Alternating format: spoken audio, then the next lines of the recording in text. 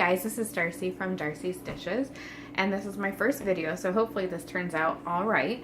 But I wanted to give a little information on how I package my Zaycon chicken breast order. I've gotten a lot of messages and comments this week about what do you do when you get it? It's 40 pounds of bulk chicken. So I wanted to show you guys a little bit of what I do and how I do that.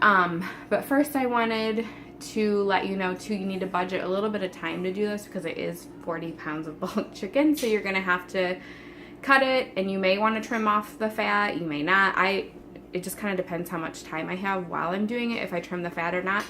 I did trim the fat a little bit today because the baby is happy for a few minutes, so I was like, okay, I can quick do this. This normally takes me about between 20 to 30 minutes to prep 40 pounds of chicken once I get all set up.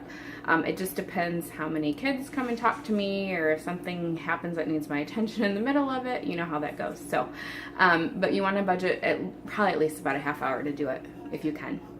So I'm just going to show you quick what I do, how I do it, and then hopefully that'll answer your questions. If you do have more questions, please feel free to comment below. I'm happy to answer any that you can. I've been doing this for 3 years now. So, all right, let's get started.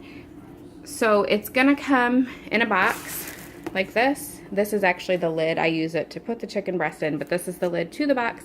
And it comes in these blue heavy plastic bags, so you don't have to worry about the juice leaking out all over your car.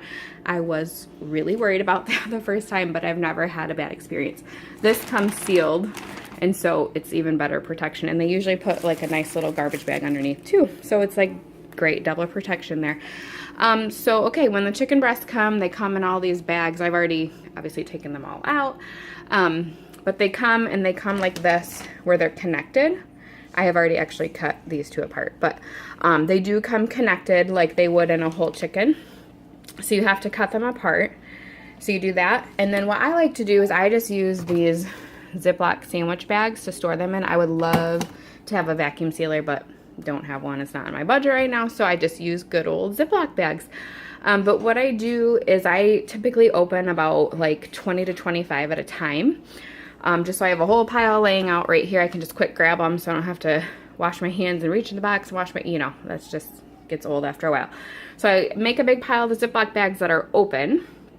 Then I pull out the chicken breasts, and I have laying here. I cut them in half. You can trim off some of the fat if you want. You don't have to. And then I put one breast in per bag, and then as you can see, I lay them here in the lid. It just helps to kind of keep them upright.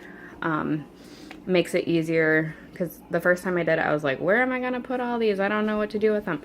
So I decided to lay them in here. And then when I'm all done, I wash my hands and come and grab one of the bags like so.